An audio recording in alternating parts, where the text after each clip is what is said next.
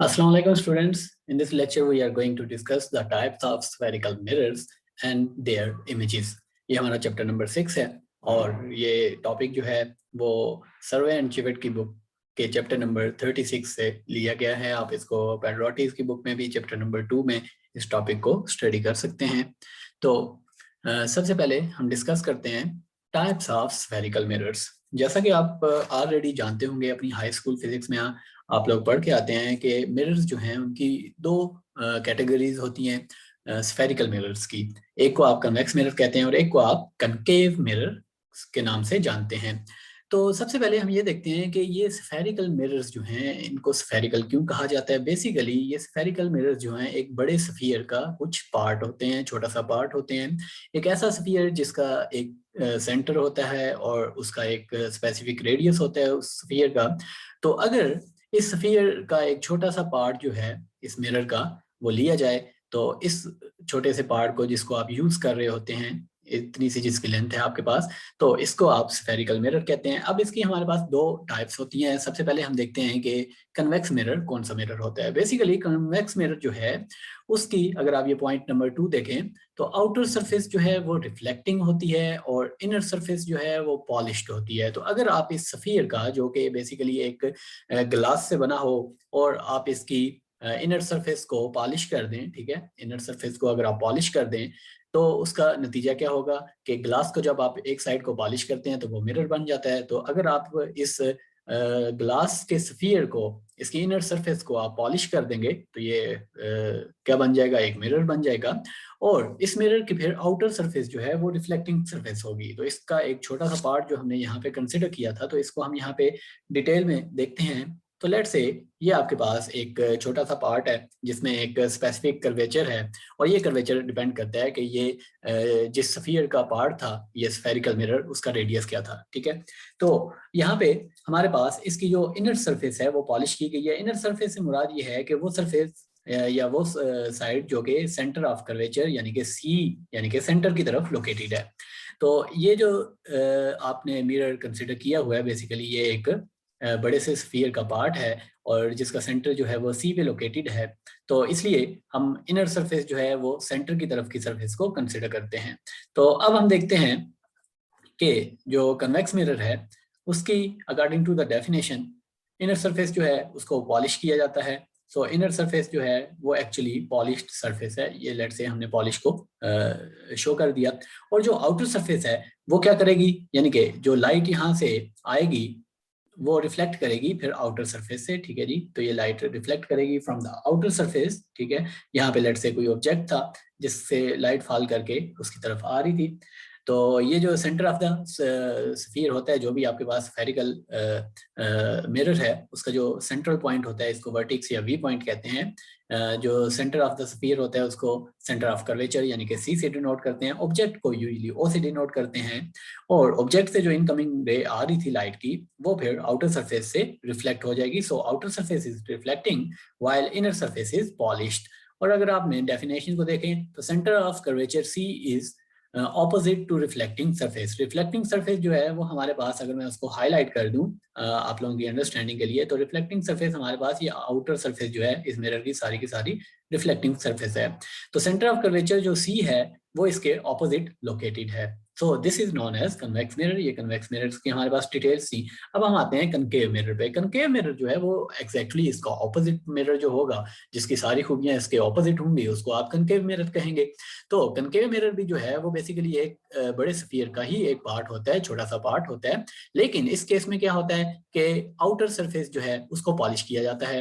तो let's say ये हमारे पास अगेन एक बड़े से स्फीयर का एक हमने छोटा सा पार्ट जो है वो कंसिडर कर लिया और इसका सेंटर जो है इस सर्कल का या इस स्फीयर का सर्कल सेंटर जो है वो सी इस पॉइंट पे लोकेटेड होगा। Obviously towards the right direction में वो लाई करेगा और इसको सेंटर ऑफ कर्वेचर कहते हैं। अब हम देखते हैं कि लेट्स से यहाँ पे आपके पास इसकी क्या प्रॉपर्टीज होंगी। तो आउटर सरफेस जो है वो पॉलिश्ड है, तो ये आउटर सरफेस की हमने पॉलिशिंग शो कर दी। अब ये हमारे पास जो ग्लास था ये एक मिरर बन गया। इनर सरफेस जो है इसकी वो रिफ्लेक्टिंग है, यानी कि जो राइट साइड से रे आएगी, लेट्स से यहाँ पे कोई ऑब्जेक्ट पड़ा हुआ था और इन पॉइंट्स को हम मैच कर देते हैं। और ये सेंट्रल पॉइंट को वी पॉइंट यानी कि वर्टेक्स कहते हैं। ऑब्जेक्ट से जो रे आएगी वो फिर रिफ्लेक्ट करेगी किसी डायरेक्शन में according to the law of reflection. Law of reflection जो है वो हमेशा रिफ्लेक्शन के केस में होल्ड करता है। तो ये रे जो है वो यहाँ पे कहीं पे कलेक्ट हो जाएगी, ठीक है। अगर यहाँ से इस तरह ये लाइट रे आ रही थी तो वो भी यहाँ पे जमा हो जाएंगी किसी एक पॉइंट पे। तो यहाँ पे जो मेन बात है वो ये है कि इनर सरफेस जो है वो रिफ्लेक्टिंग सरफेस होती है। तो इसकी रिफ्लेक्टिंग सरफेस जो है वो इस इनर सरफेस को हमने शो कर दिया हाईलाइट करके। तो इनर सरफेस रिफ्लेक्टिंग होगी in the case of concave mirror. और यहाँ पे अगर आप मेन डेफिनेशन को अब आप देखें तो मेन डेफिनेशन हमें कह रही है कि centre of curvature is towards the reflecting surface. ये हमारे पास मेन डेफिनेशन है। सेंटर ऑफ कर्वेचर जो है यानी कि ये सी पॉइंट जो है ये टुवर्ड्स द रिफ्लेक्टिंग सरफेस होगी। रिफ्लेक्टिंग सरफेस भी हमारे पास इनर सरफेस है, तो दोनों एक ही साइड पे लोकेटेड हैं। जबकि कन्वेक्स मिरर के केस में हमारे पास क्या था कि एक साइड जो रिफ्लेक्टिंग साइड थी वो और सेंटर ऑफ कर्वेचर दोनों ऑपोजिट साइड्स पे लोकेटेड थे। तो ये थी हमारे पास मिरर्स की टाइप्स। अब यहाँ पे हम देख लेते हैं कि एक मिरर जो है उसमें जो मेन टर्म्स हम यूज करते हैं उसको बताने के लिए, वो टर्म्स हमारे पास क्या क्या हैं। सबसे पहले तो एक मिरर का नाम आ जाता है। कन्वेक्स मिरर एक को कहते हैं और कनकेव मिरर दूसरे को कहते हैं। दूसरा हमारे पास सर्कल का सेंटर आ जाता है, यानी कि ये स्फीयर जो है ये ये जो मिरर है ये जिस स्फीयर का पार्ट है, लेट से ये पूरा स्फीयर हमने बना दिया, तो ये जो आपके पास मिरर है ये छोटा सा पार्ट है उस पूरे बड़े स्फीयर का। तो इस बड़े स्फीयर का ऑब्वियसली कहीं पे सेंटर भी लोकेटेड होगा और वो सेंटर जो है ये सी पॉइंट को कहते हैं आप। तो इसको सेंटर ऑफ कर्वेचर कहते हैं, ठीक है जी। तो ये कर्वेचर का सेंटर है। इसी तरह से जो सेंटर ऑफ कर्वेचर से लेके मिरर तक का डिस्टेंस होता है, यानी कि एक्चुअली ये रेडियस है, इस पूरे बड़े स्फीयर का रेडियस है। तो हम सेंटर ऑफ कर्वेचर से लेके मिरर तक के जो डिस्टेंस है उसको रेडियस ऑफ द स्फीयर कहते हैं। नेक्स्ट जो हमारे पास टर्म है वो है हमारे पास वर्टेक्स पॉइंट, जिसको आप वी से डिनोट करते हैं। और ये बेसिकली सर्कल का सॉरी जो मिरर आपको गिवन मिरर होता है उसका सेंट्रल पॉइंट होता है। तो मिरर के सेंट्रल पॉइंट को यहाँ पे अगर आप देखें तो जो मिरर हमें गिवन था तो वो मिरर कहाँ से स्टार्ट होता है, वो मिरर आपके पास स्टार्ट होता है इस पॉइंट से और यहाँ तक। तो ये दोनों मिरर के एंड पॉइंट्स हैं। इन दोनों का जो सेंट्रल पॉइंट बनता है वो ऑब्वियसली ये पॉइंट बनता है जिसको वी कहा जाता है। So this is the point V. अब वी पॉइंट को और सेंटर ऑफ कर्वेचर यानी कि सी पॉइंट को जो लाइन मैच करती है, जो इन दोनों पॉइंट्स में से पास करती है, उस लाइन को प्रिंसिपल एक्सिस कहा जाता है। तो ये थी हमारे पास कुछ मेन टर्म्स जो हम एक मिरर के लिए यूज करते हैं, स्फेरिकल मिरर के लिए। और वो 4 टर्म्स हैं हमारे पास। एक वर्टेक्स पॉइंट है, दूसरा हमारे पास सेंटर ऑफ कर्वेचर है, फिर रेडियस ऑफ द स्फीयर है या रेडियस ऑफ द मिरर है, उसके बाद हमारे पास प्रिंसिपल एक्सिस आ जाता है, ठीक है जी। और प्रिंसिपल एक्सिस एक ऐसी लाइन को कहते हैं जो वर्टेक्स से और सेंटर ऑफ कर्वेचर से पास करती हो। नेक्स्ट हमारे पास है स्टूडेंट्स टाइप्स ऑफ इमेजेस। तो इमेजेस की हमारे पास बेसिकली 2 टाइप्स होती हैं। हाई स्कूल फिजिक्स में भी आप इसको पढ़ के आए हैं। एक को रियल इमेज कहते हैं और दूसरे को वर्चुअल इमेज कहते हैं। अब हम देखते हैं कि इन दोनों में मेन डिफरेंस आपके पास क्या है। रियल इमेज जो है वो हमेशा बनता है कन्वर्जिंग रेज से और वर्चुअल इमेज जो है वो हमेशा बनता है डाइवर्जिंग रेज से। तो सबसे पहले हम रियल इमेज को कंसीडर करते हैं। अगर आप डेफिनेशन पे गौर करें तो definition says that real image is the collection of focus points made by converging rays. तो जितनी भी रेज कन्वर्ज होती हैं यानी कि रिफ्लेक्ट होने के बाद वो किसी एक पॉइंट पे कलेक्ट होती हैं, सारों का जो फोकस पॉइंट होता है रेज का वो एक ही होता है। और ये कन्वर्जिंग की वजह से जो इमेज बनता है उसको आप कन्वर्जिंग इमेज या रियल इमेज आप कहते हैं। ये हमारे पास बनता है in the case of concave mirror, ठीक है जी। तो कनकेव मिरर के पास केस में कनकेव मिरर के केस में हमारे पास जो इमेज बनता है वो रियल इमेज होता है। तो लेट्स से ये हमने एक कनकेव मिरर जो है वो यहाँ पे शो कर दिया। अब हमारे पास ऑब्जेक्ट जो है वो यहाँ पे लोकेटेड है, ओ से हम ऑब्जेक्ट को शो कर देते हैं। ये लाइन जो है वो बेसिकली कनेक्ट कर रही है सी को यानी कि सेंट्रल पॉइंट को सेंटर ऑफ कर्वेचर को जो वर्टेक्स पॉइंट है वी के साथ, और इस लाइन को आप प्रिंसिपल एक्सिस कहते हैं। अब ऑब्जेक्ट से जो रेज जो हैं वो मूव करेंगी, लेट्स से उनको हम डिफरेंट कलर से यहाँ पे शो करते हैं ताकि उनको डिफरेंशिएट किया जा सके। तो एक रे ये जाएगी और ये वापस रिफ्लेक्ट हो गया according to the law of reflection. Let's say इस पॉइंट पे आ जाएगी तो इसको फोकस पॉइंट कहेंगे। दूसरी रे यहाँ से जाती है लेट्स से और रिफ्लेक्ट करके वो भी इसी पॉइंट पे आके कलेक्ट हो जाती है। इसी तरह से एक रे जो स्ट्रेट गई थी वो भी जब स्ट्रेट जा रही थी तो वो वापस इसी डायरेक्शन में 180 के एंगल पे रिफ्लेक्ट होगी और इसी पॉइंट पे आके कलेक्ट हो जाएगी। तो यहाँ पे आपके पास इमेज बनेगा, ठीक है। इन सारी कन्वर्जिंग रेज से, कन्वर्ज करने का मतलब ये होता है कि एक जगह पे इकट्ठे हो जाना, ठीक है जी। तो जिस तरह से बात करते हुए कहा जाता है कि किसी कन्वर्जिंग कंक्लूजन पे पहुंचा जाए, यानी कि दो लोग बहस कर रहे हैं तो उनकी बहस का कन्वर्जेंस क्या होगी कि वो तीनों जो है वो सेम बात करें, सेम रिजल्ट जो है उस पर पहुंच जाएं, सेम कंक्लूजन पे पहुंच जाएं। तो इसका मतलब होता है कि कन्वर्जिंग बहस की गई है, ठीक है। तो इसी तरह कन्वर्जिंग रेज क्या होंगी, जो एक पॉइंट पे पहुंच जाएं, ठीक है।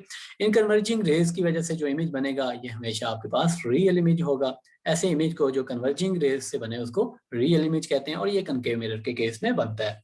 अब वर्चुअल इमेज पे आते हैं। तो virtual image is the collection of focus points made bye extension of diverging raise.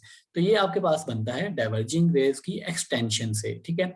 Extension का क्या मतलब है, इसको हम यहाँ पे देखते हैं। तो कन्वेक्स मिरर का हम यहाँ पे केस जो है वो कंसिडर करते हैं।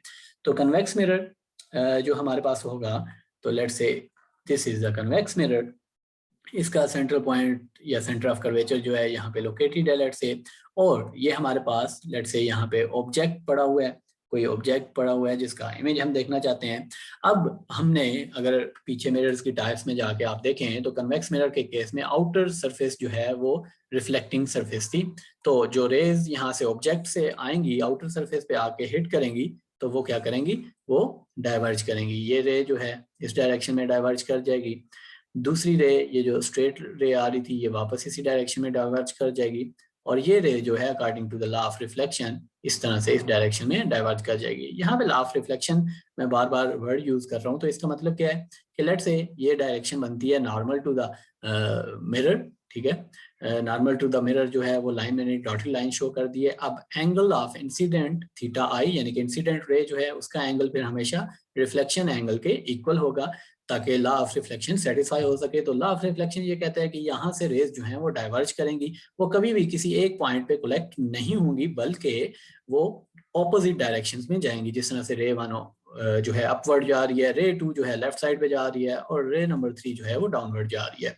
तो अब अगर एक जगह पे ये कलेक्ट ही नहीं हो रही रेज, तो मिरर का जो ऑब्जेक्ट है उसका इमेज कैसे बन सकता है। तो बेसिकली जो इमेज बनता है वो इन रेज की जो आपके पास एक्सटेंशन है, यहाँ पे वर्ड यूज किया गया एक्सटेंशन ऑफ डाइवर्जिंग रेज। तो जितनी भी तीनों डाइवर्जिंग रेज हैं अगर हम उनको एक्सटेंड करें, इस डॉटेड लाइन से मैं एक्सटेंशन को शो कर रहा हूँ, तो ये एक्सटेंशन अगर आप देखें तो ये एक पॉइंट पे आके एक्सटेंशन जो है वो मैच करती है। फोकस पॉइंट्स, सारी एक्सटेंशंस के फोकस पॉइंट्स यहाँ पे बनते हैं। लेट्स से मैं इसको एफ पॉइंट कह देता हूँ। तो यहाँ पे आपके पास इमेज बनेगा, और ये इमेज बन रहा है due to extension of diverging raise. तो ऐसे इमेज को आप वर्चुअल इमेज कहते हैं, ठीक है। तो स्टूडेंट्स, ये था हमारे पास difference between convex and concave mirror and between real and virtual image. तो उम्मीद है कि आप इन डिफरेंसेस को अच्छे तरीके से समझ गए होंगे, और इन टर्म्स को या इन डिफरेंसेस को यहाँ पे एक्सप्लेन करना इसलिए ज़रूरी था कि नेक्स्ट लेक्चर्स में हम डिटेल में जो इमेज बनते हैं स्फेरिकल मिरर्स की रिफ्लेक्शन या रिफ्रैक्शन की वजह से उनको स्टडी करेंगे डिटेल में। तो उसके लिए हमारे पास ये बेसिक नॉलेज होना ज़रूरी था। तो अपना ख्याल रखें। अल्लाह हाफिज़, मिलते हैं नेक्स्ट लेक्चर में।